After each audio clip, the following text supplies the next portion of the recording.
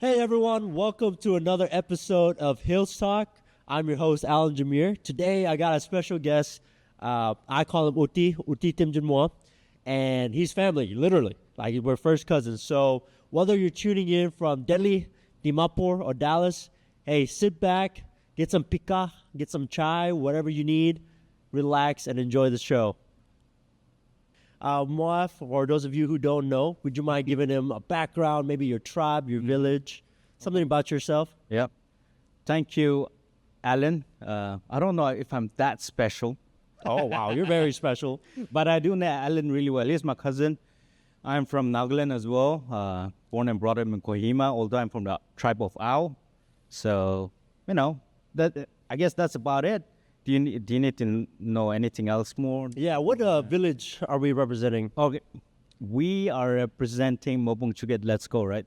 Let's go. Halaman ne, mimsur damje, shiba jidai. There you go. So, Moa, like, is it okay if I call you No, Moa? it's all right. I think, see, that's one thing maybe people from back home might not understand, People be like, you told me that he was your T and why you're addressing him as Moa, right? Right. So like, oh, that's disrespectful in a way, But still, here in America, the culture is totally different, and we need to get adjusted to the American culture and all of that as well. So that's one thing we need to address first. Not only that, but I don't mind at all. But especially for viewers back home, So Moa is totally fine with me. But I just want to let you all know in the comment section, please be kind to my brother over here, because that's not disrespectful in any way, It's just how it works over here. And I just wanted everyone to let that information be known out there, I guess, right? That is true. Yeah, I think in America, one of the biggest differences is that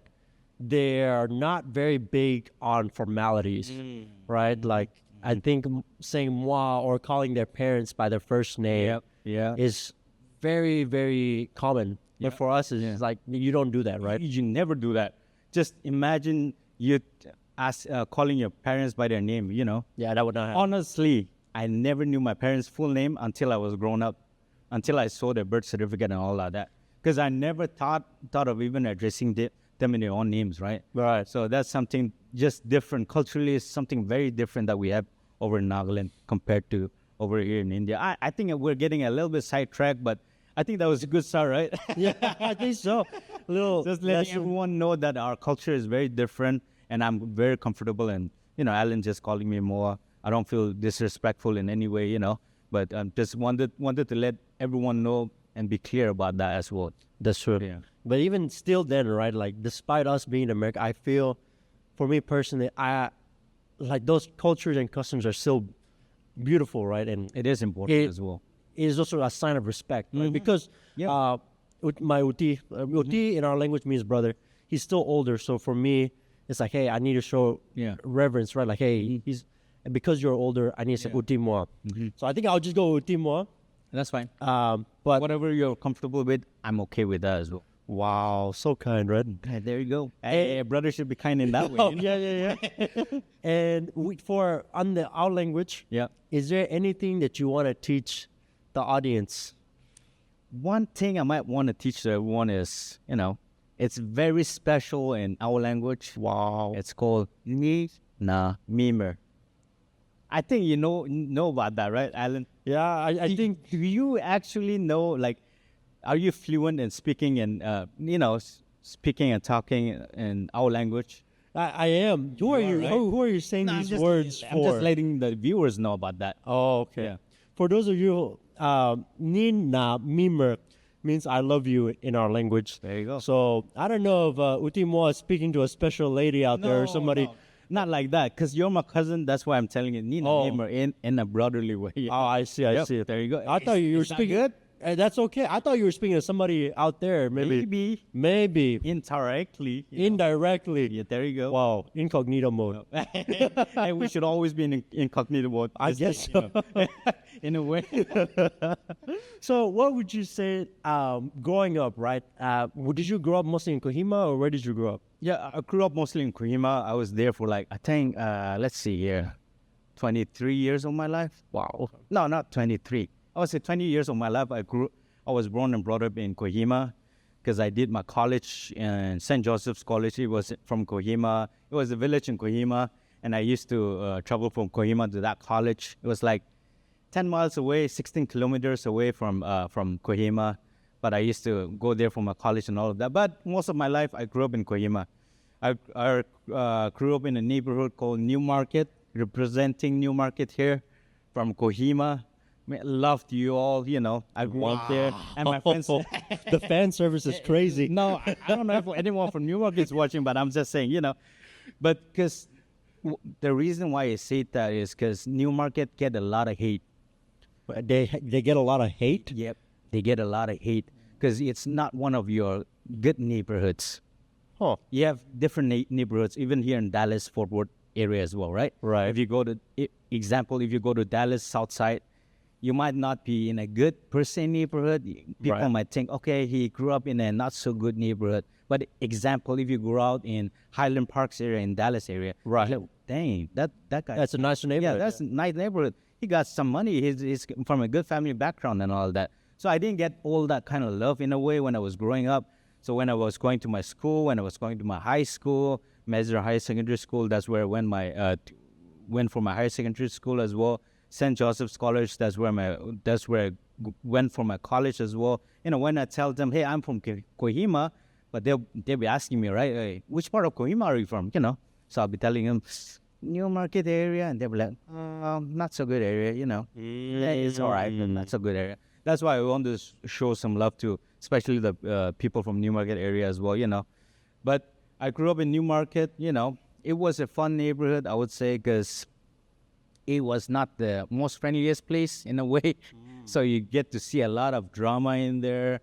New Market is known for, just being a little bit on the ghetto side. Wow. Not so much. And why were you there? You're just hanging around? I was not there. My parents were there, so I grew up there. So obviously, I don't have a choice anymore. Right. You think I should run away from my family? I don't know what you were doing there.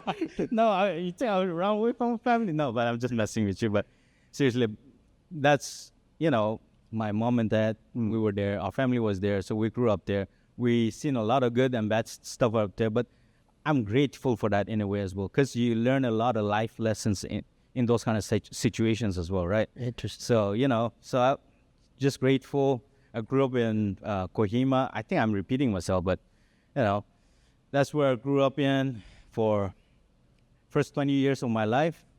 And then for my master's, I went to Northeastern Hill University in Shillong. Okay. And I did my master's studies there, and then one thing led to another, I would say. And in 2016, I think it was in 2016, that's when I graduated from Northeastern Hill University. 2016 or 17, I'm not so sure. So that's when I graduated from Northeastern Hill University. Pardon me. And then I was like, hey, a lot of Naga people are trying for their, competitive exams, this and that. My parents, of course, encouraged me to do that as well. Hey, Mo, why not try out for competitive exams, for your future and all of that. But I was interested in that in a kind of way, but I was like, I want to try something out new, And then that's when I got introduced to America. It was not from anybody else who was stranger to me. It was from my family members. It was from my cousin, from my tumbo, which means my uncle. So my uncle, they visited us in 2018.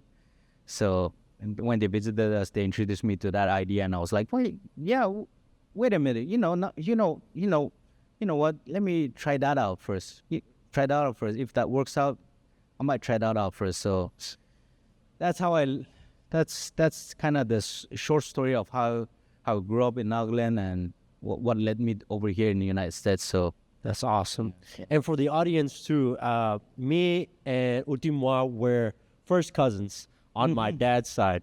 So unfortunately, that was an easy explanation. Sometimes you have to go, that's my mom's cousins, sisters. Yeah. And, I didn't want to do that. I just stuck to uncle, Right. Thought it would be easier in that way.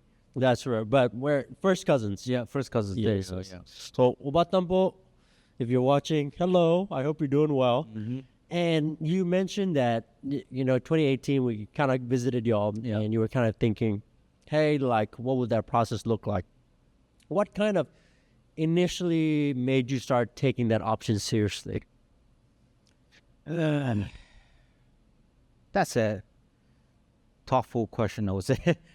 The reason why I said that is because, I was thinking about my future. I was thinking about my career, finished my studies. I did my master's in NIHU, finished my master's in NIHU and all of that.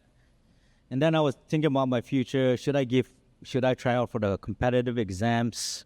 Should I do this? Should I do that? And during that time, I was actually trying to go abroad, not to United States specifically, but I was trying to go to, Japan. I was trying to go to New Zealand. I didn't share this to a lot of people, honestly, because that was something that I had in my mind and I was trying it out myself. But, in Japan, there's a program called Japan Language Training Option. So on that option, you can go to Japan and teach English as your, English, be an English teacher over in Japan because they need a lot of English teachers.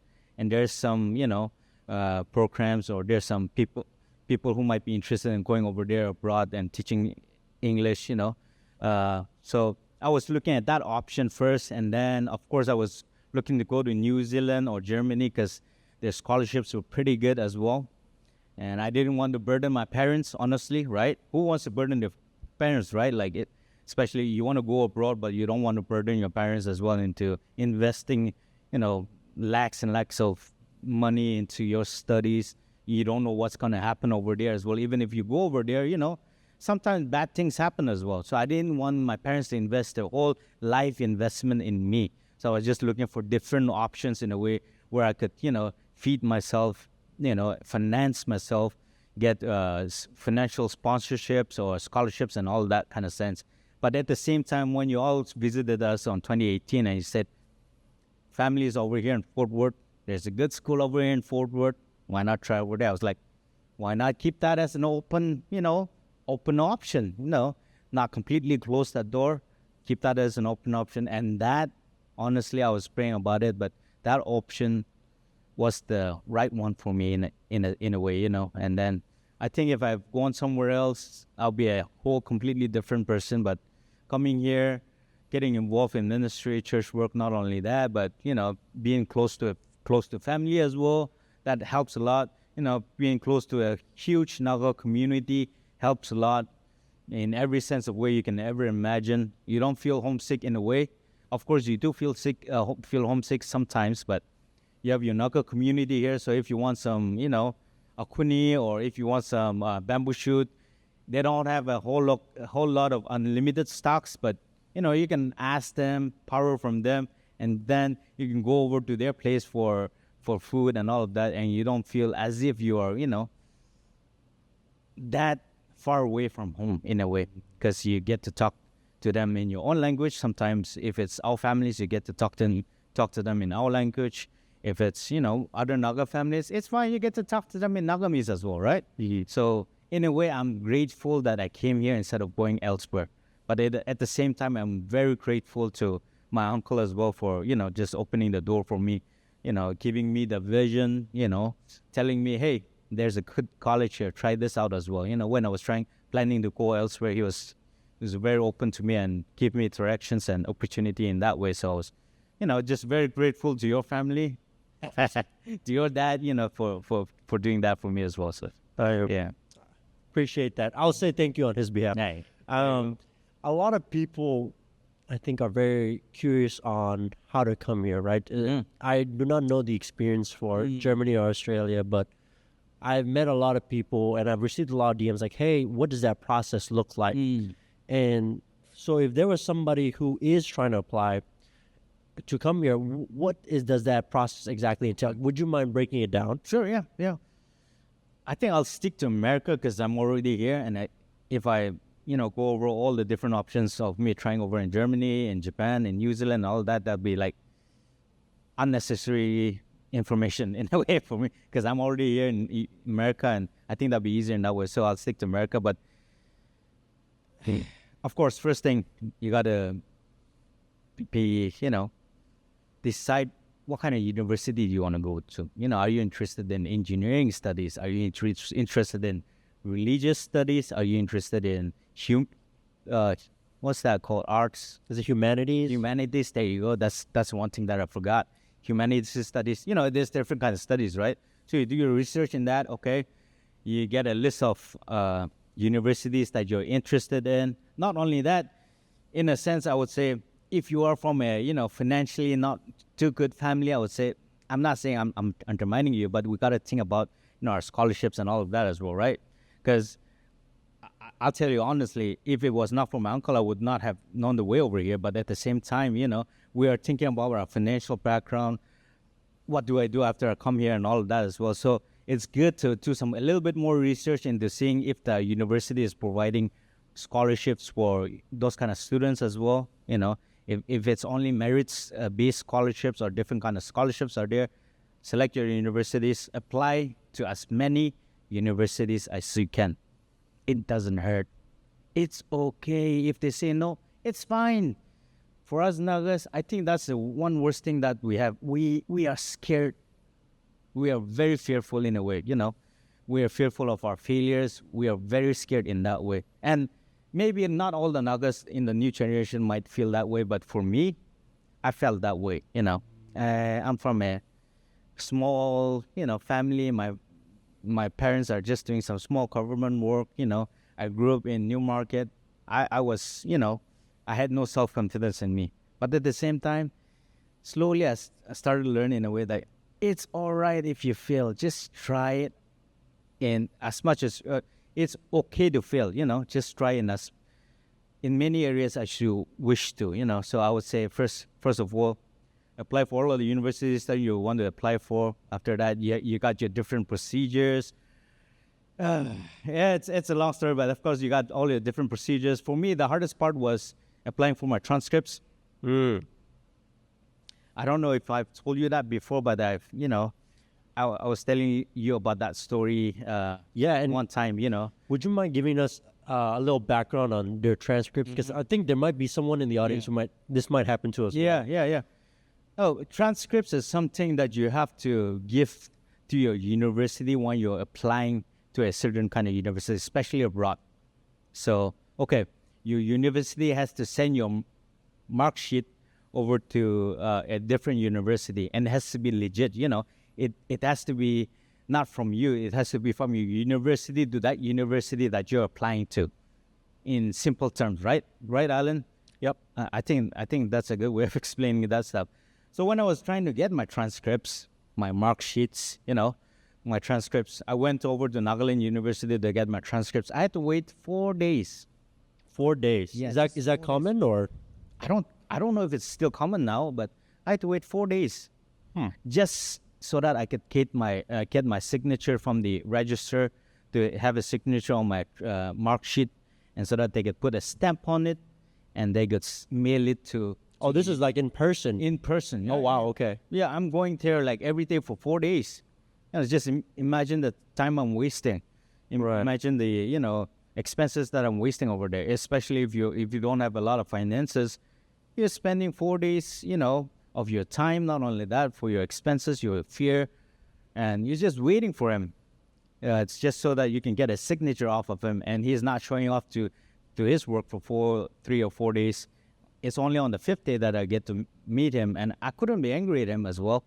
I just had to get the signature from him, transcript papers from him, and then, of course, I finally did get it, and then send it over to the university that I was applying to, get it verified, and then get it to the university that I was applying to. But those hiccups, there are so many hiccups like that. That's one of the hiccups that I faced. I don't know, there might be other hiccups that other people might have faced. For me, that was one of the worst ones that I faced, because I had to spend a week over in Mokokchung in Nagaland University, Lumami. I had to go down there every day just so that I could get that signed, So that was one of the hiccups that I faced trying to come over here in United States. So, I wish it was a lot easier, right? I wish I could just write an email to the registrar's office. I wish I could just write an email to Nagaland University saying that I'm trying to get my transcripts transferred over to a university so that I could study abroad. And if it was like an online fee, I could just pay an online fee. Right. Right? It'd be easy, right? They get their money, but at the same time, it's making the services easier for the students and for the prospects, people who are trying to go out abroad as well. So that was one of my, hard experiences that I faced. That was just one of them. I had some other experiences as well, but I think we're taking a lot of time, so I'm just kind of said it there. If you have some experiences, I would say just write down in the comments if you're here in abroad or, right? Yeah, it's really interesting to see if this was like a common issue. Yeah. Because I think when I was moving my transcripts, and of course this is here in the States, right? Everything is digital, and it usually takes about an hour, maybe. So that, hearing the 4 days, that's just incredible. And what was the visa process like for you, the visa interview process? Visa interview. That was the last, step. That was the most easiest and the hardest step, I would say, in a way. Interesting. Why was it the easiest? Yeah, Easiest and the hardest step in a way because you've already done all the paperwork, so you've already done all the hard work that you need to do to get your visa interview. Okay, you've applied for your transcripts. You got your, admission letter from your university.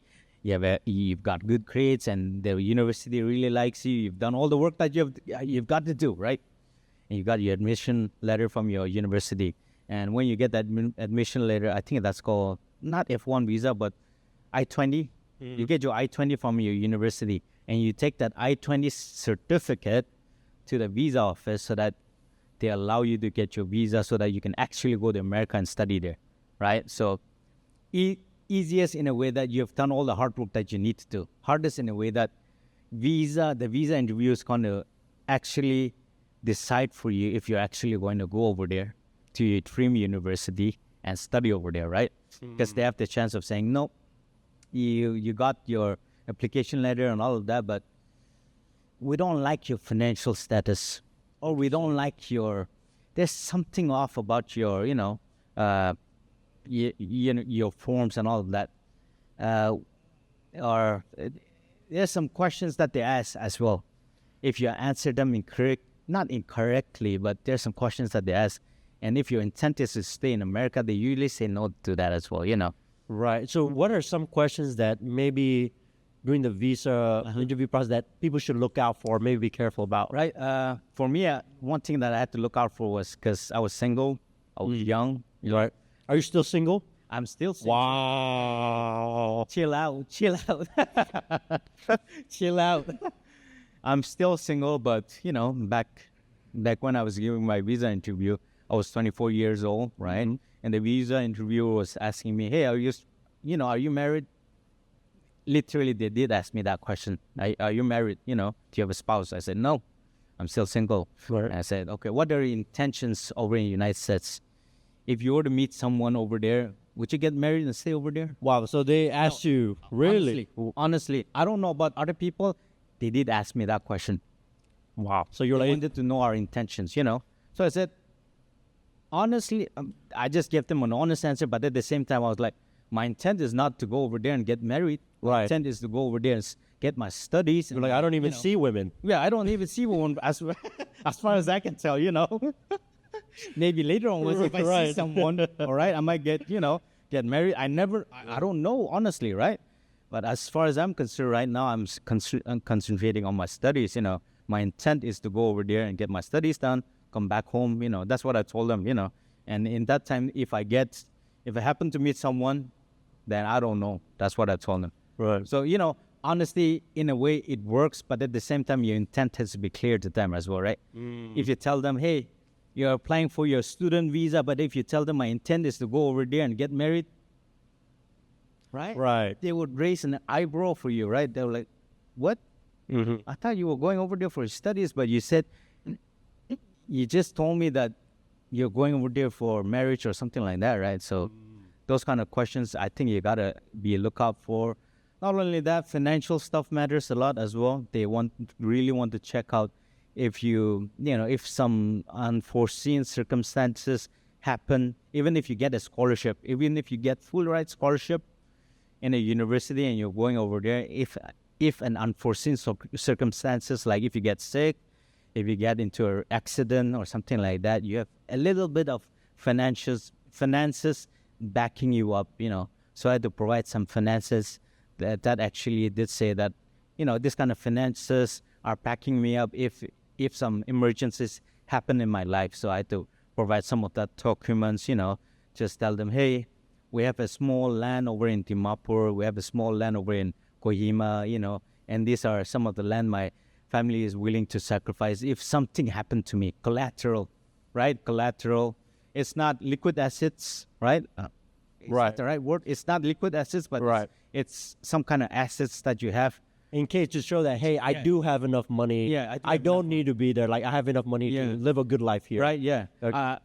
I have enough money so that I can cover if some accidents happen in my life, right? So those kind of stuff is important for visa interview, I would say.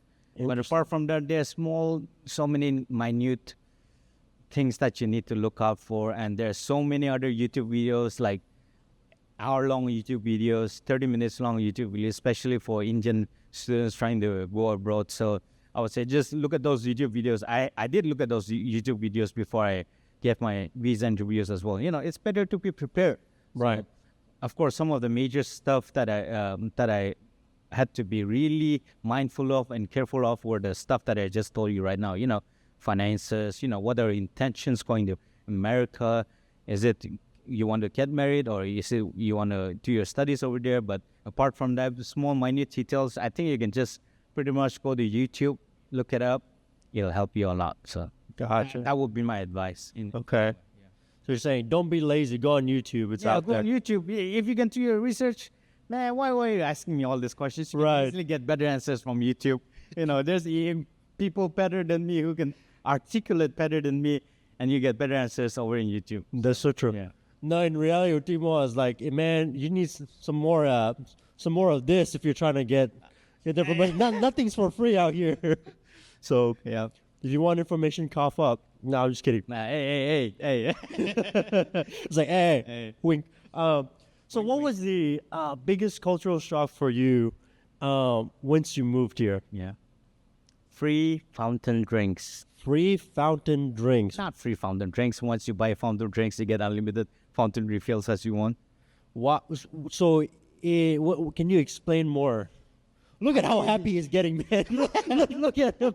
He's like, free fountain drinks. Unlimited fountain drinks. Unlimited fountain drinks. Okay, I think it'd be easier if, Alan, you explain that, What do you mean by fountain drinks? Or I think, now correct me if I'm wrong, but so here, well, we call them sodas, right? Yeah. Like you go, you get a Coca-Cola, and you refill it all the way up. And if you drink it, you can go back as many times as you want. So there's no restriction on how many times you can go back and get it refilled. But I guess in India, that's not allowed. That's something you have to pay for every time you go and get a refill. Oh, wow. As far as I know, that's how it was when I came here. So I think it's still the same over there. But still, then that was something, those small stuff that people might not look at. But for me, it was like, I get free, unlimited fountain drinks. What? Those kind of stuff. That's so crazy. Let me ask we got our producer. Shout out to Ben out there who's behind the camera doing his magic. Ben, is that still the thing in Nagaland or India? Yeah, I would say so. Okay. From my recent visits, it was still like that. So, and the size of the cups are really small. That's so true. That's true. Texas size, right? Yeah. And it's so difficult to get ice. It's difficult to get ice. Yeah. Why is it difficult to get ice? Honestly, I do not know. Why? but yo, Ben, shout out. Look at that guy. This cup sizes between here and India is crazy different. I think because in America, our cup sizes literally go up to this much, I right? wish I brought a cup over, or like Ben had his QT cup like he did last time, so that we can show a cup comparison. Because this is the normal size cup that we usually get in Nagaland as well, right? Mm-hmm. But if you get that cup here from Texas, I'm not kidding you. It's just half this size right here. Yeah. Right? It's pretty big. So that, man, I didn't even think about that, but it is true. So besides the fountain drinks, Yeah, fun to do. That was just like something to say. That was not an honest answer, but in a way, I just thought that was, So how many times did you go back after you found out that neat trick? every day for a couple of weeks. Right? But what was the question? I forgot because I got sidetracked over there a little bit. What was the biggest cultural shock for you? Cultural shock, yeah. It's just the people and their, how they interact, how honest they are. When I first came here, people told me, hey, if you have time, let us know you have time. If you don't have time, be straightforward. I don't mind. I understand. You don't have time. You got stuff to do, So that was something. What do you mean by be straightforward? Like be straightforward in a way as in, let's see, what's a good example to let you know about that? Straightforward. Is it maybe some of the thing where in almost Naga culture, maybe even Northeastern culture, we never say no. Right. Yeah. Right. Like it's almost rude to say no, even if you can't. So we almost have to beat around the bush. Yeah. Is that kind of where you're going? In that way, in that direction, I would say, right? Because when someone asks me, hey, are you free or can you do this for me? I'll be like, let's see if I can do that. I don't give them a yes or no answer, right? Mm-hmm.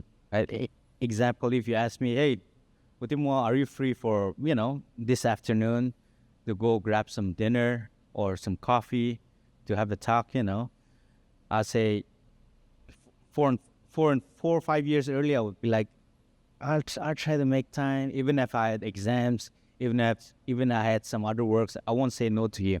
I'll say, maybe I'll try to make some time for you, Alan, because you're my cousin, I'm considerate towards you. But as of right now, if you ask me and if I had some work, I'll tell you honestly, right? Alan, I really want to talk to you. I haven't seen you in a long time. It's been several weeks, it's been several months, but I have this thing going on in my church or I have this thing going on for my work.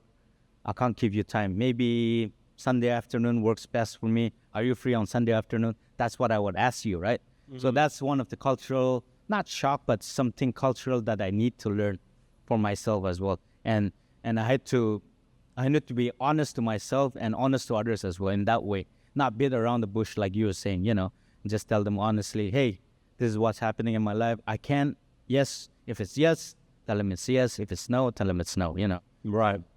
And that's so true because in our culture, that now that I think about it, I've never had someone tell me no, like straight up, right? But here it's almost very often it's like, hey, no, I can't. Yeah. But these are X, Y, Z. Yeah. And it's almost you understand them, right? Right. Yeah. It's almost rude in a way to kind of like beat around the bush because it's like. And if you tell them yes and you don't show up, it's like what are they doing? Yeah. What? Right? Mm-hmm. But it's better and easier just to tell them straightforward. If when they call you and ask you about some appointments and all of that, say, okay, I'm not free. Let's do it some other time. Let's do this, do that. So this is a kind of off the little rabbit hole here, but do you feel like in comparison, Nagas are always late? Yes. Yeah. Why are we always late? I don't know. Honestly. I don't know. Honestly, right? Alan, it's so... See, when I'm working with American people, I'm never late. Uh-huh. Like, I show up before time as well. You're like... If you tell me, though, hey, let's meet up at 8 p.m. or like 8 a.m. in the morning, I'll be there by like 7:45 because I don't want to discourage them, Right. And I just want to look professional in my sense as well. And I always show up in early as well. But if it's some Naga folks, if it's Buen and us hang out, and Buen will call me and ask me, hey, you want to meet up at like, afternoon 5, 6? He won't even say 5. He'll say 5 or 6. Right? That's Naga way or that's Indian way, in a way, right? You want to meet up at 5 or 6? I'll be like, yeah, 5, 6 works, Until still at 5:30, I'll be just, staying at home, watching Instagram reels. I'll be waiting for his phone call. And I'm like, if he calls at 5:30, I'll be like, okay, I'm getting ready right now. I'll be right there. I'll meet you over there right now, right? I think it's a little bit more of a cultural thing than it's something that we grew up with. Yeah. So if it's with our Naga people, we're like, it's okay. He'll understand. Interesting. There's no sense of... Naga manu as in saying that in Nagamese, he's Naga, so he'll understand. Right. But if he's American, I know his time, how they work over here, so I gotta respect their time. Wow. So That's so funny. Yeah. Yeah, so it's like a white people time. You're like, oh, I have to make it. Okay, I have to make it to I have to match their time, their Right. work ethic, and their style. I think Wen was actually telling me a funny story. Like, he said he was meeting somebody at 6, so he showed up at like 6:30 because he knew they would always be late, and then they still showed up even later. Later than that. I was like, yo, what? That's so funny. And they still needed more time to get ready or, meet there, of course. So. That is so terrible. Did you feel like you had to tone down some of your Naga identity when you first came here? Maybe it might be for someone else, but not so much for me. Of course, I had to change some of my attitudes, personality, characters in a way that, okay, I no longer have to use my Naga time, like we were talking about, right? Right. Naga time, if they're expecting me at 8 p.m., I got to go and meet them at 8 p.m. If I say yes, I have to be there. If I am not free and I'm not busy, if I'm busy and I'm not free, just tell them no, straightforward. Tell them the reason why you're not free and just try to make a new appointment with them. Right. But those are some of the stuff that I had to adjust to, and it took me like 2 years. Some other people might have taken them less than a year or so. Congrats to them. That's really good. But it took me, I would say, close to 2 years just to get adjusted to that, just being open to myself, being honest to myself, and just letting my friends, American friends or other people know that, hey, this is what's going on. So I would say, apart from that, be yourself. It's okay. Wherever you are, just be yourself. People won't understand. If you don't get along with some people, you're not bound to get along with everyone, right, Alan? Some people you get along with, some other people you don't get along with, but just be yourself. Of course, there are some characters that you might have to change if you go abroad or if you go to a different culture. There are some certain cultural changes. If you go to Japan, if you go to, Korea, you bow down, right, in a sense of respect to elders, right? If you come to America, you might have to adjust some of your habits a little bit. Adjust to those habits, but be yourself. I think that's what you need to do if you're anywhere else apart from Nagaland. It's not your hometown, so adjust to their culture a little bit. Right. No, I think that is a big thing. Like, hey, we are leaving home for something different, right? And when in Rome, be like the Romans. So no, that makes sense. What is one American thing? And how long have you been living here now? Let's see, I would say close to 6 years. 6 years. 6.5 years. I came here on July of 2019. So that puts me at 6 years, I would say, right? Oh yeah, just about 6 years. Yeah, so 6 years. Okay. And what's one thing that you still don't understand, or you'll maybe never understand, that Americans do? Don't understand as in what way? Just give me help me out here, Alan.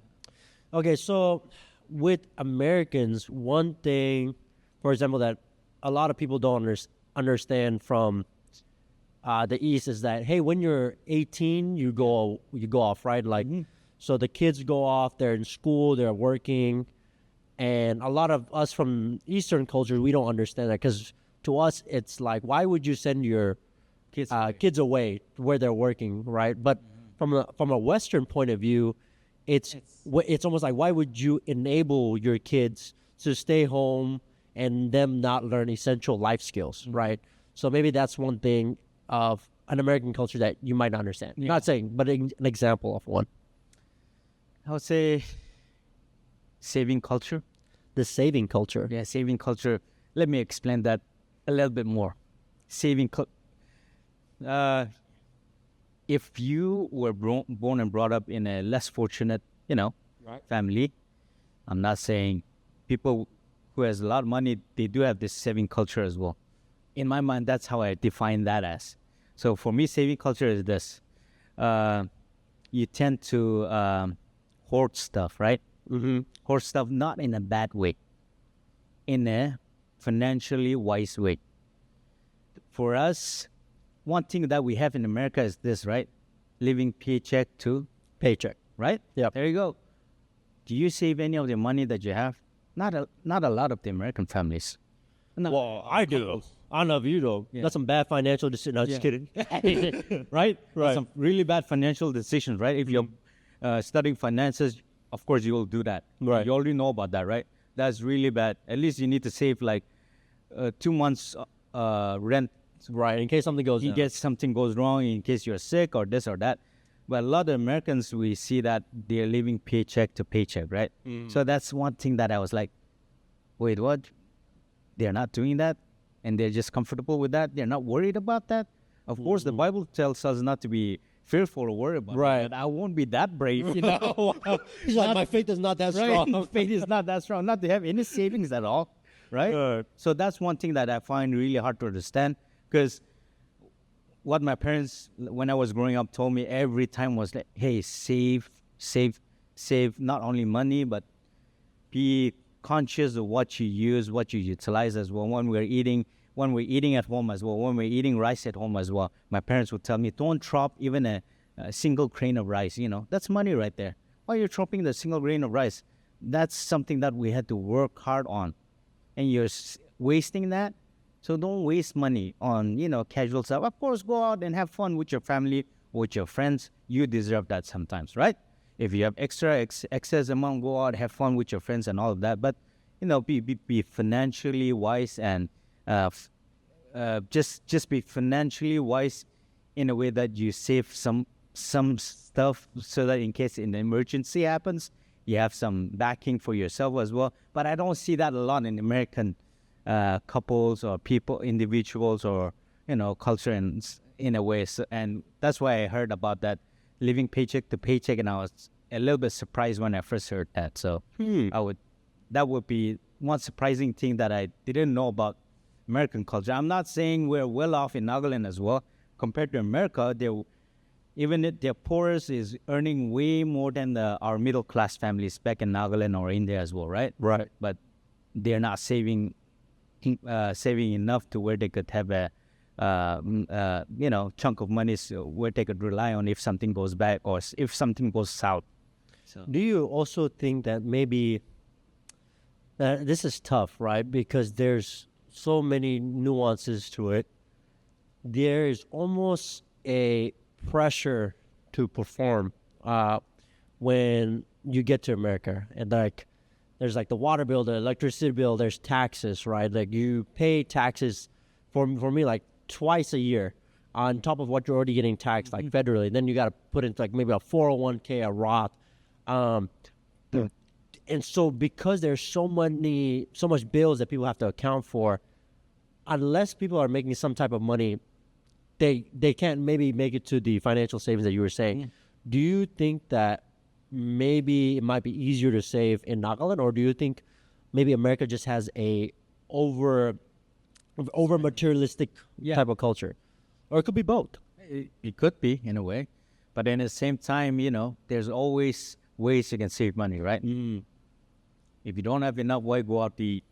Right. We see a lot of couples or a lot of families just going out to eat. They don't even know how to cook.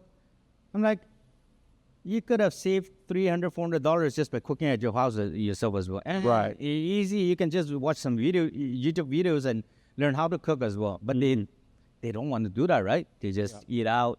They do this and that. Of course, there's the pressure of, you know, paying your taxes. If I were in Nagaland, I would not be paying taxes, right? Right. Surprising. Yeah, I know. What? Not paying taxes? But coming here, I was like, that's some hard reality stuff. Yeah. I got to pay taxes at the end of the year. Not only that, I got to pay taxes when I'm buying my grocery stuff. I got to pay taxes every month for my Social Security and all of that, even if I'm not getting it at the end of the day, you know. Right. So those kind of stuff. But, of course, you're saying Americans being pressured or...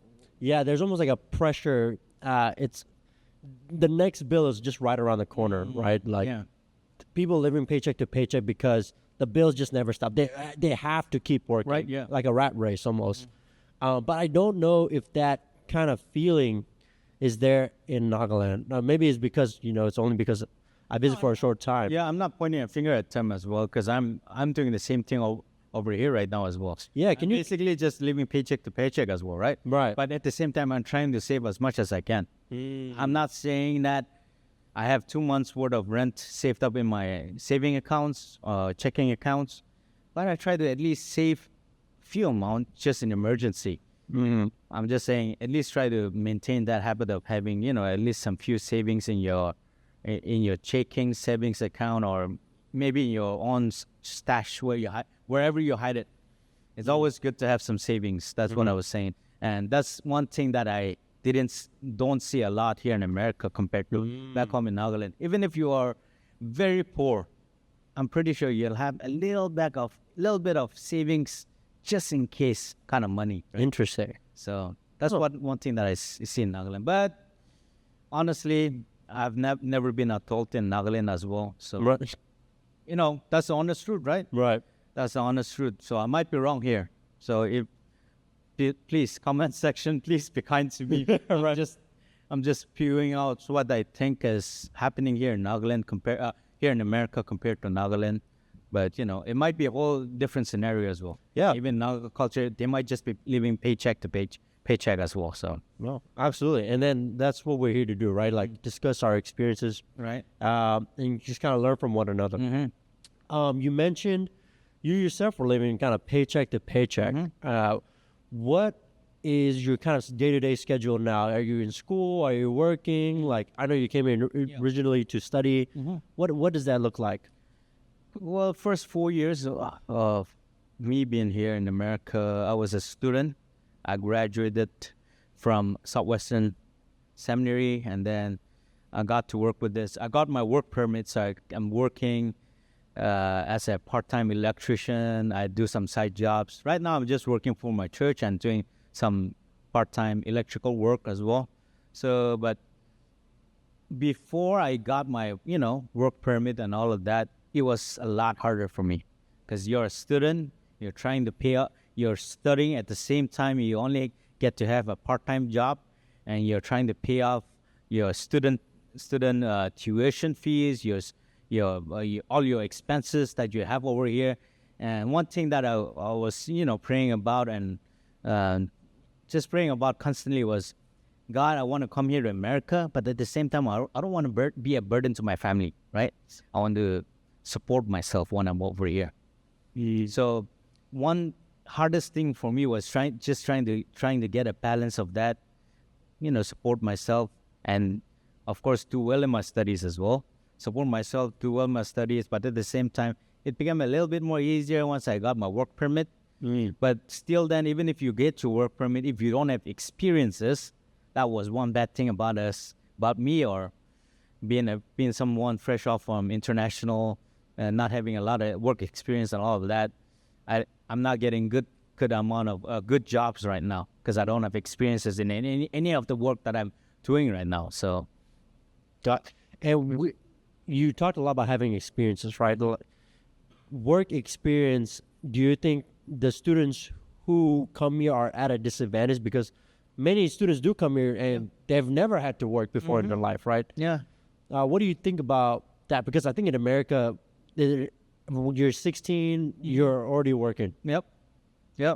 That's one thing that I never did understand before coming here to America. I was like, if I get a good college degree, if I got a good master's degree, if I go to a good university, get my degree from over there, all the companies, the private companies or the government people or whoever is hiring will come flocking towards me. Even if I don't have experience, my degree would speak words for itself, But in real world, in a way, you do need some experiences, right? Like, of course, you need to be good in whatever stuff you're doing. If you're an engineer, you need to be good at that. If you're an electrician, you need to be good at that. If you're working finances, whatever it may be, you need to be good at that. But you do need some real life experiences. Sometimes, even if you're good being an engineer, you might not be socially good, right? Right. But like some of that EQ aspect. Yeah. Just talking to people, working along with the team. Working along with the team matters a lot sometimes, not sometimes, but a lot of times in bigger companies, right? You don't work alone. You're not a lone wolf in a company or in a workplace. You have to work along with those kind of with different kind of people. So I think those kind of experiences you only learn when you are actually working or doing internship. So that's why I think the company people look for experiences in your work as well. Right. I might be wrong, but that's what I think of as of right now. No, absolutely. I think right now with my MBA as well, a lot of companies do require having previous experience. And even when I was studying for my undergrad degree, right, we were always encouraged, hey, your degree is not enough. You got to make sure you're going and interning for the summer, whether that's for free, just to make sure that you are having real life experience on top of what your education is, right? But to solely rely on your degree, especially here, I think would be pretty hard for anybody. I want to touch a bit on the hours that you work. I feel like people often think once we come to America, like we're living the dream, right? Like, how many hours do you usually work on in a week? Oh, that's a tough question. Let's see, 40 hours for that work, 60 hours in a week at least. You're working 60 hours a week. Yeah, 60 for sure. Monday to Friday, I work 8 hours in a day. And then on Saturdays and Sundays, if I have longer stuff that I need to work on, like on Saturdays, I usually do my electrical contract work. So sometimes I leave home before sunrise or right at dawn at 6 in the morning or 7 in the morning, wake up to my stuff, go over there, get everything set up, prepare everything. And then sometimes if it doesn't go according to your plan, because I want to finish the job that I started, I'm over there at the work site for like more than 10 hours or 12 hours because it's just me. I could have done it. I could have come tomorrow or Monday or some other day as well. But I just want to finish it once I start it. So on Saturday, I work later, usually most of the times. And on Sunday, I'm working for my church as well. So that's most of my time going over on Sunday. So, of course, I do get some days off. And I intentionally take some days off so that I get a break. I don't get burnt out on the work and all that. But it's not easy just to survive, even just to survive and pay your pills and just stay here in America. If you have if you get more experience and you slowly, get to build your business and all that, maybe later down the road, 5-6 years later, you might be able to live a little bit more comfortable life with just 30-40 hours of work. Not much, right? That's reasonable, right? Right. 30-40 hours of work in a week. That's 8 hours in every day for 5 days. I mean, that's reasonable for American standard. But until you reach that certain criteria or stage, it's like you have to hustle every day, Right. hustle every time. And that you don't realize it, but once you start counting the hours, you're like, I'm working 60 hours in a week and I'm still not making it. And some of our friends were like, hey, you're like making you're making so much money, we're getting married or we're having this party or we're having that, send us money. They feel like it's, we're just getting easy money or we're just getting the money for free and all of that. So yeah, the expectation and reality is very different here in America.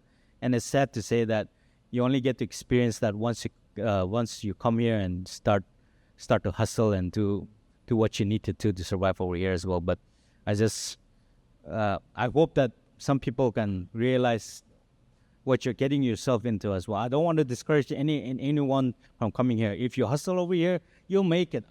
I'll tell you, you'll make it for sure. If you work hard here, you'll make it easily. But I just want you to I just want other people to be warned about the hustle that you have to do yourself, and the work that you have to put into yourself, into improving yourself, and just all of that stuff that you have to do just to make it, just to live, live here in America. Not live a comfortable life, but just to live here in America as well. So. Right. I know hustle culture is definitely real here, and I know America definitely gets stigmatized for that and receives a lot of heat, but it is the harsh reality. Let's talk a little bit about your craft. I know you said you were an electrician. Like, how did you end up there, first of all, and how did you even get in? Did you have to prove yourself? How did you have experience, or what happened there? I had no experience, honestly. Okay. And I had no experience, none at all. starting out in the electrical field. I just knew that our college was hiring some part-time electricians. They needed some people over there, and heard about that message. They were hiring for electrical and HVAC as well. HVAC is for AC stuff and all that. So I applied for both of them. The HVAC people called me and said, "Moa, you're a little bit too short." Oh, That's what they told me. That's what they told you? That's what they told me. Wow. They told me that a little bit too short. The only reason why they told me that I was a little bit too short was because you need to change out some filters, and I want some people who's a little bit taller so that they can easily change out the filters. That was a reasonable concern for them as well. They were not undermining my height and nothing like that. Of course, I'm a little short, but still, then I understand the concern as well. So I was like, okay, no problem. If I don't get it, I don't have experience. I tried, I didn't get it. What's the harm, right? right. I already get my resume in. No harm in trying. I get rejection shouldn't be letting you down. So I was like, it's all right. And then the electrician people called me and they said, if you're interested, we might be able to hire you. So that's what they told me. So I talked to my supervisor and all of that and asked them, hey, I really want to learn, how to do electrical work.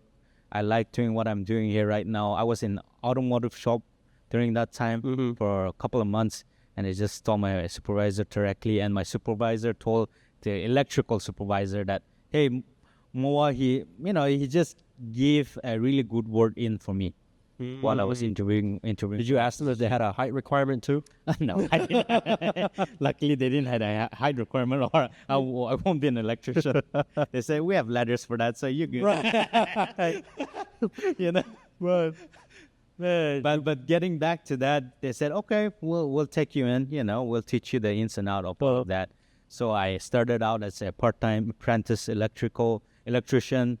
They taught me a lot. All of them were journeyman electricians. For people who might not know what the journeyman electrician is, it basically means that they have 8,000 hours of work experience. Wow. So they had a lot of experience, right? Wow. And they're just taking a newbie like me, and they were patient enough to teach me all the ins and outs. I had no idea how everything works.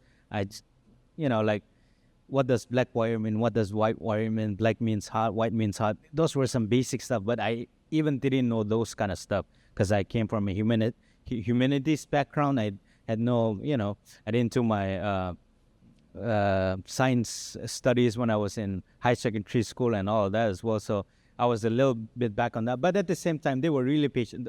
What I'm basically trying to say is they were really patient and taught me everything that I know, right? And that's how I started out, being a part-time electrician in that college, doing maintenance work, and then slowly I getting more experiences. And then some of them they wanted to start up companies. So my supervisor actually ended up starting his own company.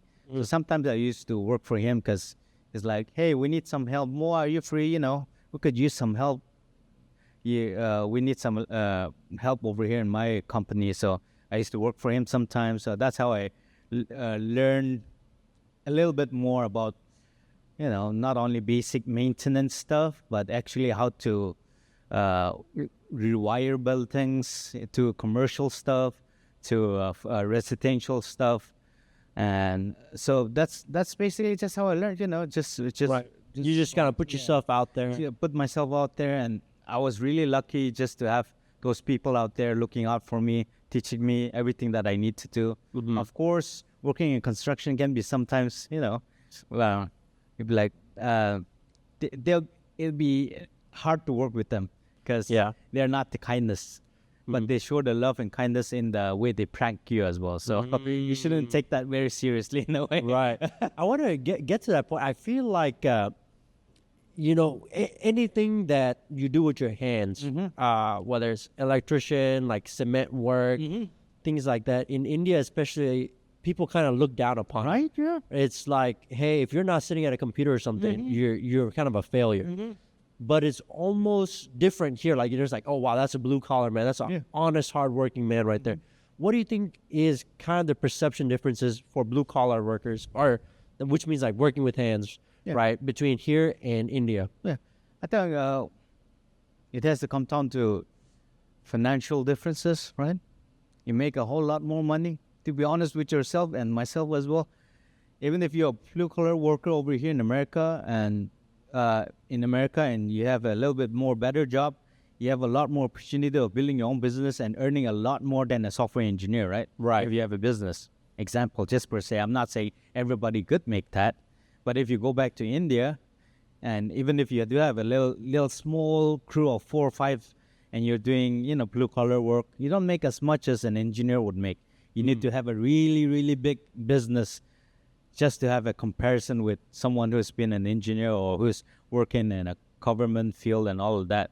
So I think that's the main financial differences. Difference is the main, difference that why we look down on blue-collar workers over in India, but compared to here in America, I don't feel it. I don't feel like I'm, I'm over in India working a blue-collar job. It's different over in America. I feel proud of what I do. I feel prideful of what I do. It's not like if I was in India and I was doing those kind of work, I'd be like a little bit ashamed. I'd be like, yeah, I'm just doing electrical work. I just use my low voice and just tell them, yeah, I'm just doing some electrical work. Nothing important. But here in America, I'll be like, yeah, I'm doing some electrical work. If you need some job done in your house, in your apartment, if you know some people, here's my contact information. Let them know I'm willing to grow my business, right? Mm-hmm. There's pride in what you do.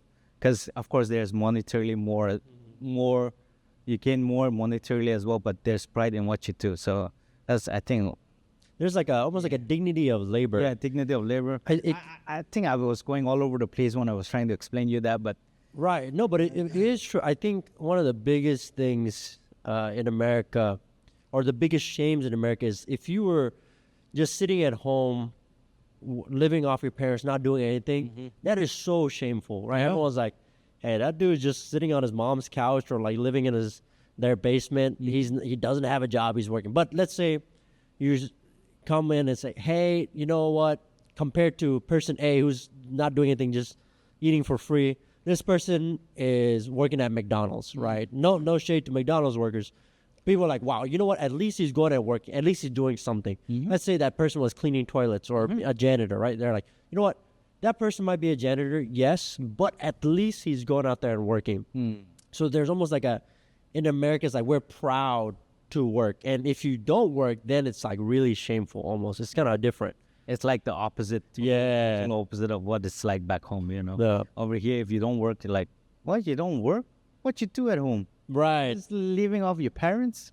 I'm like, it's like a big insult too, yeah, right? Do something. Just go out and do something, But back home, you're like, you're carrying rocks or you're doing some blue-collar work. What, your parents don't give you enough pocket money, or your parents don't feed you, or the society will be like saying, what, the parents not taking care of this guy or him, or, he's not studying, he's just doing those kind of work. That kind of work will never feed a family, or he will never be able to, grow a family for those kind of work, Right. We don't have that, like you were saying, dignity of labor or respect for whatever job you're doing. If you work hard enough, if you're doing honest work, I think we should respect those people. But it's sad to say that we don't see a lot of that over in Nagaland or back home and all of that. So, but I would love to see people doing that a lot more and just being proud of what they're doing, starting off businesses or just doing what they think they should do, just to feed themselves as well. Right. Now, I know we talked a lot there with your electrical journey and the dignity of labor stuff. Let's get a little bit more personal here. Let's talk dating here, Dating. right? Is there any sparks flying currently? Like, what was your dating impression culture in the United States? Not currently. No sparks? No sparks of Wrong voltage? Right now. But there were some few sparks along the way. It's been 5 years, so there was some sparks here and there. Yeah. Electrical outlet different. Okay. Right? From Nagaland in here. I think you already know. You go to Nagaland and you try to ask someone out. You just don't ask them directly. You maybe ask their phone number, their Instagram. It's similar here in America as well. But you're slowly try to ease into it as well. But here in America, you don't take a whole lot of time, right? You don't take several weeks just to ask them out. You're like, hey, I'm really interested in you. Hey, can I have your Snapchat or your phone number? You text them for a week or so. I really like talking to you or chatting with you. Would you like to go out? And they're really open with you as well. No, I'm not so interested. I'm not looking for a relationship right now, right? In America, that's how it is, right? Ladies and gentlemen, we got the right person here. It looks like come on. Ultimo has a lot of experience. No, but that's the experience that I've had over here in America. Okay. I'm pretty sure it's the same with you as well. I don't know about dating culture in Nagaland and all of that. I didn't have a lot of experience back home, but as far as I'm concerned, people are a lot more straightforward here. You know, if they say they're interested and they're like, okay, I give this guy a shot, or I give this person a shot. You know, just why not just go out? Nothing harm in going out, having. And as far as I'm concerned, they're getting a free lunch, free coffee, free dinner, right? Is that the same in Nagaland too? Like, yeah, in a way, but it takes a little bit more time, I would say. You know, and they're like, if you ask them flat out directly like that, they're like, man, this guy's a predator or something like a predator? you know, right? Did you just call him a predator? No, in a way, it's like, man, this guy is like Bolero uncle, you know, right? Right? There's this saying called Bolero uncle in Nagaland. Like the car, Bolero? Yeah, Bolero, you know the car? Yeah, Bolero? a Bolero uncle. Yeah, Bolero uncle, meaning that he has a vehicle and he has a little bit money to he has a little bit money that he can spend off to, you know, go and have fun, go have some drinks or party and this and that. So he's just looking for fun. He's not looking for intimate or really relationship. You know, a lot of times when you just flat out ask directly like that over here in America, a lot of people think that he's just trying to have fun. He's not looking for anything serious. So it's just the intent over in Nagaland and here is a little bit different as well. So, and of course, there's the cultural difference of like here in America, you see a lot of youngsters getting married at early 20s, right? Alan, I'm pretty sure a lot of your friends are married already. They have kids, right? Have kids. Yeah. And why would you say they're getting married early? Why are they getting married so early? I don't know. I think... Is it the culture? Is it their status? Is their financially okay, or why? I think because they are so independent from an early age, right? They go off to college, they're 18, they meet somebody, maybe they're 21. Again, this is not typical, but maybe in the South, right, we see this a lot. And they get their first job, right, 21. If they graduate, they both have jobs, and they decide, like, hey, let's settle down. So maybe life just moves a lot quicker for them because they do have that financial stability too. Yeah. So maybe that's the reason why. I think religion also plays a factor. I think more Christians tend to get married earlier rather than later. But yeah, I think maybe the fact that because there is more economic opportunity where they are financially stable, it allows couples to get married sooner. Would be my guess. Yes, right. Yeah, financial, economic things matter a lot at the end of the day. You know, it's not the end result, but it does matter at the end of the day, right? So in Nagaland, we say that, hey, before you get married, you need to be focused. You need to have a good career, stable income. Only have the right thing about your spouses and all of that. And I think that is one good thing. What in a way is a good advice, but at the same time, it's not a good advice for everyone else. Right. Sometimes, if you're in love, if you like one another, you can get married and grow your career together, right? A lot of people here in America do that. They might meet in college. They don't have a career during that time in college. They fall in love and they're like, all right, I know this is the right person for me. They talk about it. And parents will be like, okay, we're okay with it. You know, if you all, you know, like one another, want to start a family together, we're open with it. But back home in Nagaland, we don't see it in that kind of way, right? They might build a family together. While they're building the family together, they might, you know, help one another out in their career as well, right? So if I'm doing my studies, you might be working and helping me in my studies, in my career. You know, example, if there's a relationship going in there as well, or if you have a wife right now, your wife might be helping you out building your career while she's working and all that. But we don't see that picture in Nagaland, right? Right. We always say, oh, no, that's not gonna happen like that. You should have a good career. You should have a stable income. Only after that, you're supposed to get married after that. So I think that's, according to our parents, I'm not saying it's their fault. They don't know better. I'm not saying I know better as well. I don't know. I'm just speaking out my mind right here as of right now. But at the same time, we see those kind of differences, minute, nuances and differences from Naga culture, marriage culture, dating culture, to here in America, marriage, dating, and all that kind of different cultures here in America. So, What do you think? I know you mentioned the what was it? The Bolero uncle? Is it Bolero uncle, the Bolero uncle? yeah. Wow. I hope You should ask that. You should make an Instagram reel and ask what you think of what's a Bolero uncle. Bolero Define a uncle? Bolero uncle like that. I hope no one calls me a Bolero uncle. No, I don't think so. You don't see. In order for you to be a Bolero uncle, you at least need to be 30 plus years old. Okay. Right, 30 plus years old and have a Bolero.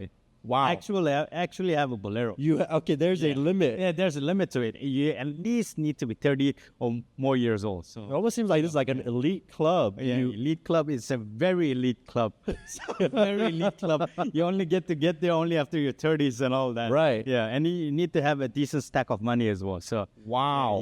Yep. This makes me want to join the Bolero club now. You're still too young to be a Bolero uncle, so it might take a little bit more years to get to that stage. Yeah.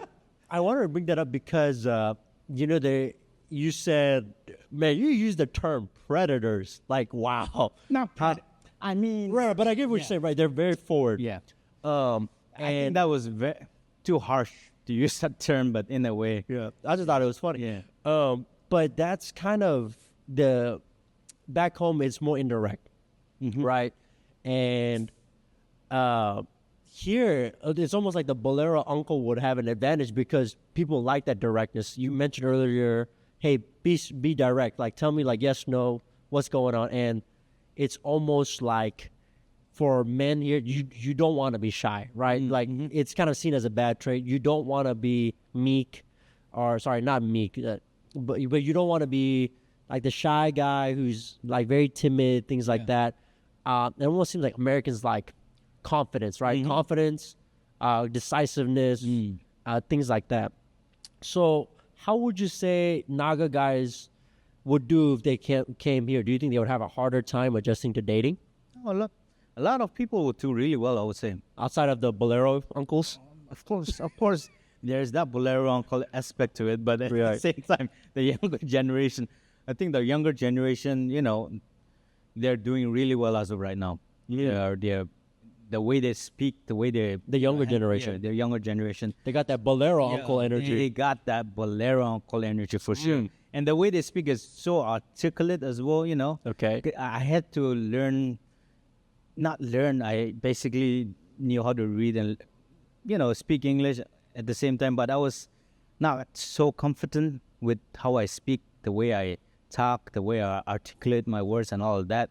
So I basically had to learn that and be comfortable, especially with myself first. You needed some of that Bolero uncle. Yeah, that Bolero uncle kind of vibe, But a lot of the youngers that I see as of right now, they don't have that kind of, timidness to them. They're only breaking out of their shell. So I think they'll do really well. But at the same time, of course, there are a lot of stuff that they need to work on once they get here as well. It's not only about being confident, timidness, but you got to be financially wise as well. You got to be open to be able to learn new stuff, new things, open to different cultures, open to their ideas. If you don't know something, just flat out say, I don't know. Just try to learn something. Don't try to act as if you know everything and then mess it up later onwards. It's easier to say no and then learn at the end of the day instead of being too overconfident at sometimes. And, you need to be confident, but not be too overconfident and say you know everything and just storm into some projects or tasks that you don't know how to do and mess it up, right? Right. So just having a balance in your character, be confident, but at the same time, know your limits to how to handle yourself and control yourself. I think if you come here, a lot of people learn that in their own separate experiences and in their own separate ways. So I think they'll learn easily. Shouldn't be a big issue compared to a lot of the other states in India. Right. Naga people have definitely have a little bit more edge, I would say. Why not? Interesting. The way they handle themselves, not only that, the way they talk English as well. English is very important, right?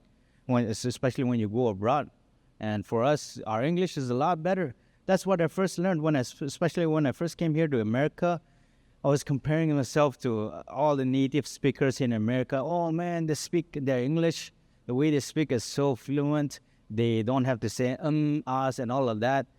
But I introduced myself to other international students from Africa. I'm not saying the way they speak is bad, but as soon as I start talking to other international students, I realized, dude, my English is actually better than the other international students, right? Right? You're like flexing your English skills to the other internationals. I'm like, wait a minute, I'm actually better than them. Like, especially compared to the Koreans. I'm not saying they're bad. They are in a way, right? I'm being totally honest here, Right. right? And you go and talk to them, and they're like, you're like, wait a minute. I've been told this story to myself. I've been telling myself that my English was bad for all my life, and then I come here and then actually get to experience this firsthand, talk to some other people from other nationalities, and then you realize, you're like, wait a minute, that's not true. I'm actually pretty not that bad compared to them. Of course, compared to native speakers, I'm still some ways off. But compared to them, I'm pretty good. So, take pride in yourself.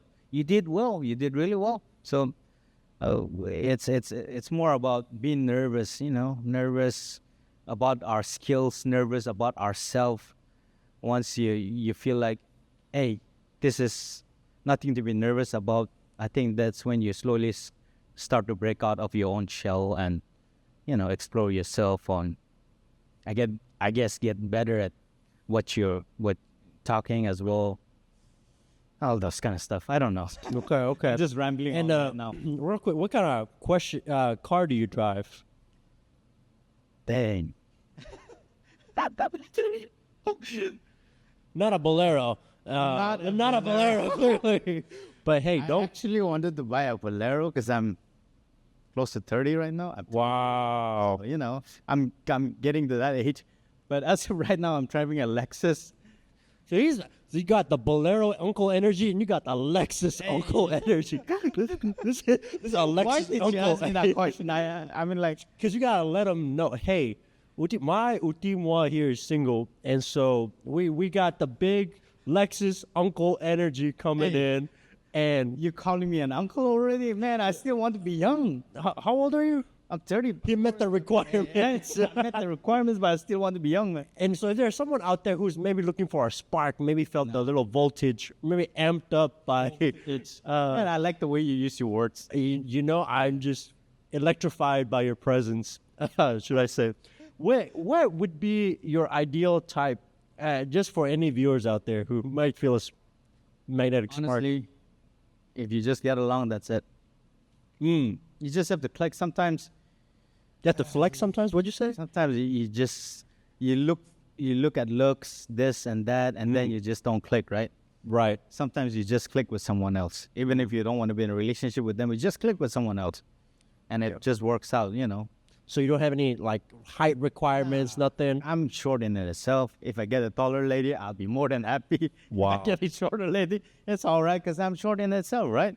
So I don't have to be too much choosy in that kind of scenario, but at the same time, I think it has to do more with getting along and talking comfortably with someone you can get along with, someone who understands you, someone who understands that you're not perfect.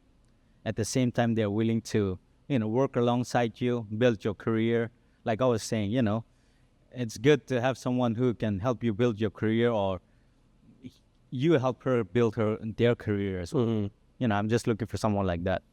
But one thing I am really worried about dating culture here in America is we have a lot of, you can date here in America as well, but American culture, there's a scary part about it is the divorce culture and all that. Divorce culture. Right? Yeah. Yep. So I'm worried about that. So that's why I don't want to be overcommitted to someone American in that way.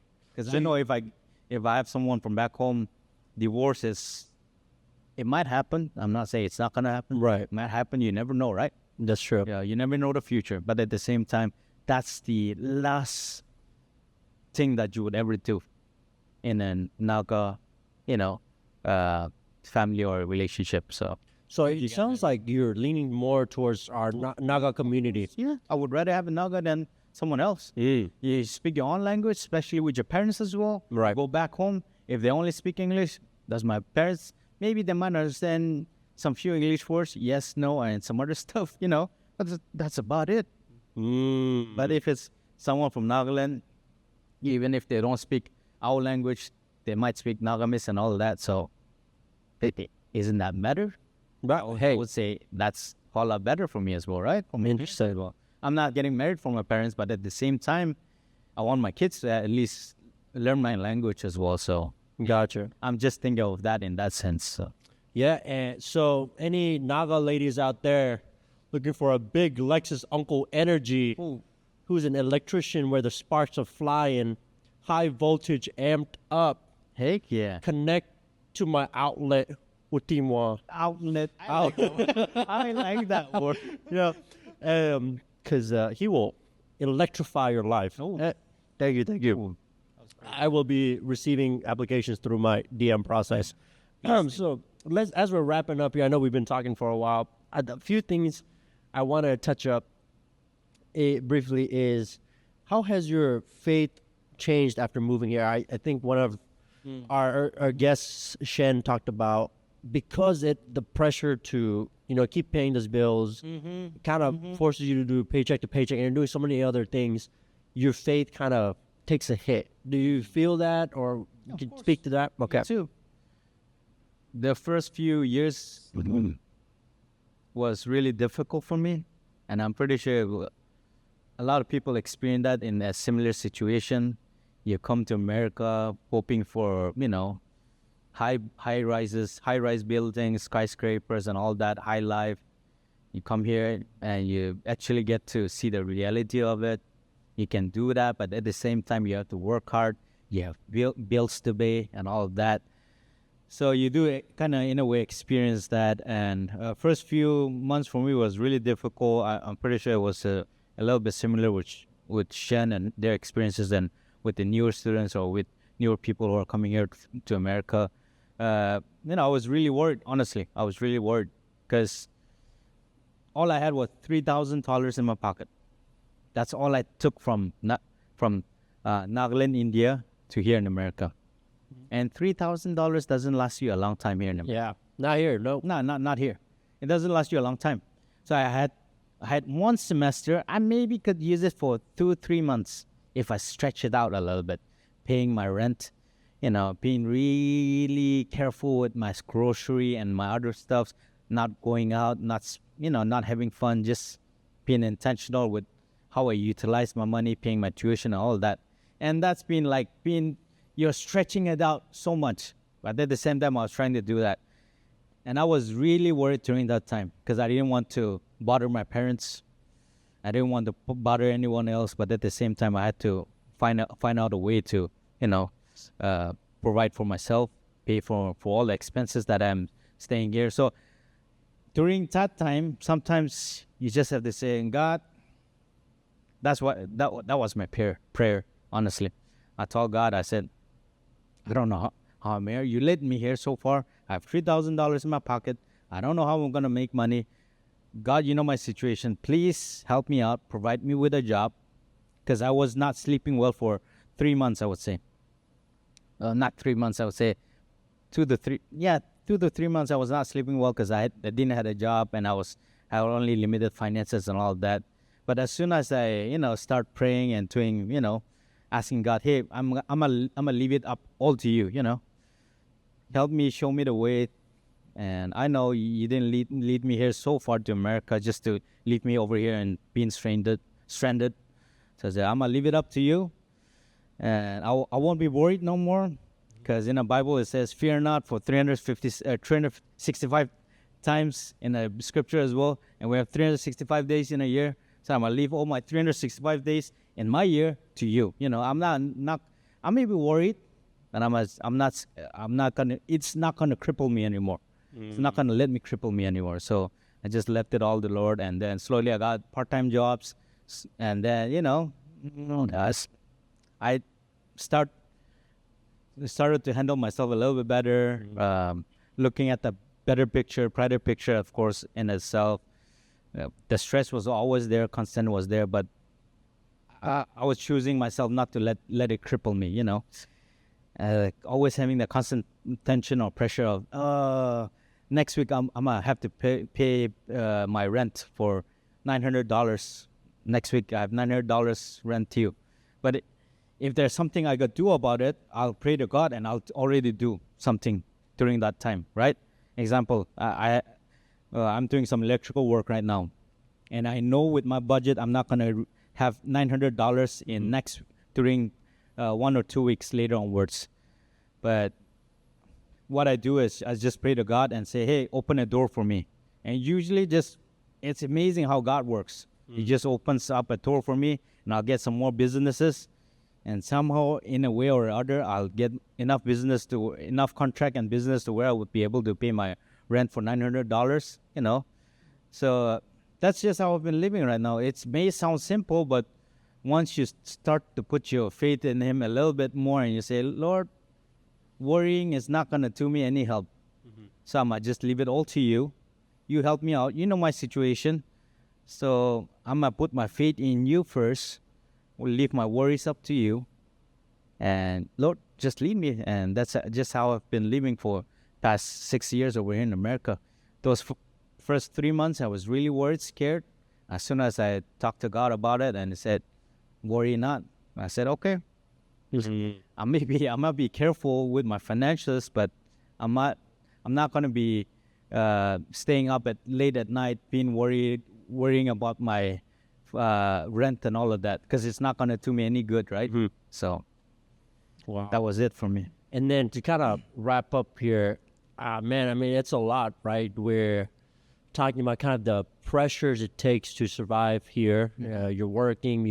Most of us who come here are students, and you're trying to make ends meet. Bills are coming in. Yeah. If there was a young student in Nagaland who is listening right now, right, or maybe somebody from the Northeast, and maybe is quietly dreaming of studying abroad, but is unsure, like, hey, can I actually do that? Is that possible? What would you want to say to them? Try it out. Try it out. Try it. There is no harm in trying it out. A lot of people might say, you can't do it, you cannot do it. Some will say, you don't have enough money, you don't have this, you don't have that. What harm is there in trying out? Honestly, tell me, what harm is there in trying it out? If you don't get it, you at least try that out, right?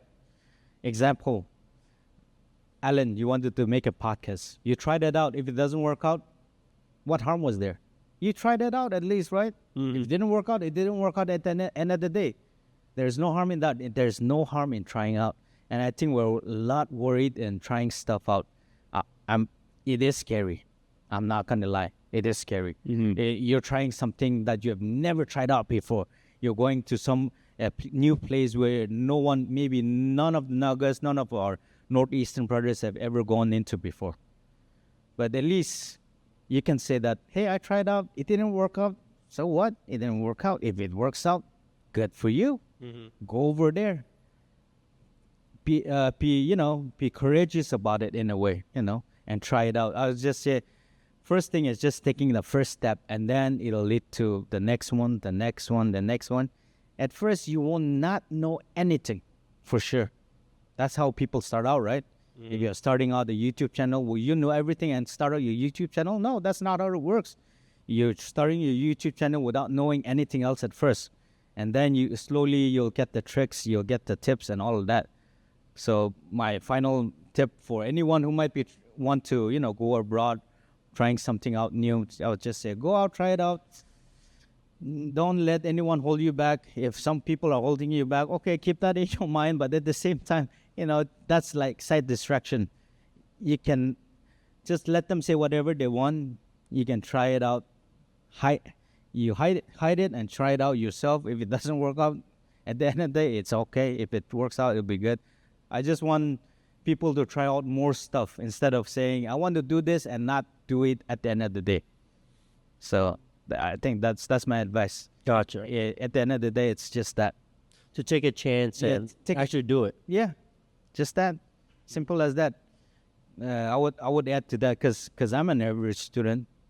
I was nothing brilliant. I was nothing good. I never thought of coming here to America as well. I never thought I'd be, my English skills were like horrible. I didn't even know how to ride a bicycle before coming here to America. I didn't even know how to drive as well, drive a car as well. I was 24 years old. I didn't even know how to swim. There was a lot of stuff that I didn't know. That was my first time going abroad as well. Just a lot of new things. But I came here. I learned how to ride a bicycle as well. It was embarrassing for me. I kept falling down. But what's harm in trying out, right? You fall down, you pick yourself up. There you go. And that has been experienced in my life. So I just want to encourage everyone just to tell them and say, hey, go ahead. Try it out for yourself as well. It's all right. You'll fall. I'm not saying you won't fall. You'll fail. You'll fall for sure. But go ahead, please. And if you need some help, try to get our contacts as well. I am willing to help. I am pretty sure you're willing to help as well. A lot of Naga people over here in Dallas Forward area are willing to help our Naga brothers and sisters to get up on their feet and, come abroad if they're willing to study abroad as well. So, try to get in touch. And I'm pretty sure we can help one another out even more. Gotcha. Likewise. Okay. Well, Uti, thank you so much for those words. And also kind of for reminding us, right, that success is never linear. It's always a bunch of like bumps, ups and downs. And I with the riding the bike thing, you fall, you get back up, but you keep on going. So thank you. I really enjoyed it. I really did as well, Alan. Thank you for having me as well. Of course. Honestly. I've been meaning to have this talk with you for a long time, and yeah, I'm glad that we get to have this during this podcast. Same here. Hey, everyone. Thanks for tuning in to another episode of Hills Talk. Wherever you are, wherever you're watching this from, if you're someone who's maybe scared, maybe dreaming, you're not sure what the next step is, like Moa said, hey, just do it. Just get out there, fall a few times, but at least you're doing something, right? So let this be your sign. Go out there. Let's make something happen. And if you fall, get back up and try again. This is Hills Talk. I'm your host, Alan Jameer, and I'll catch you next time.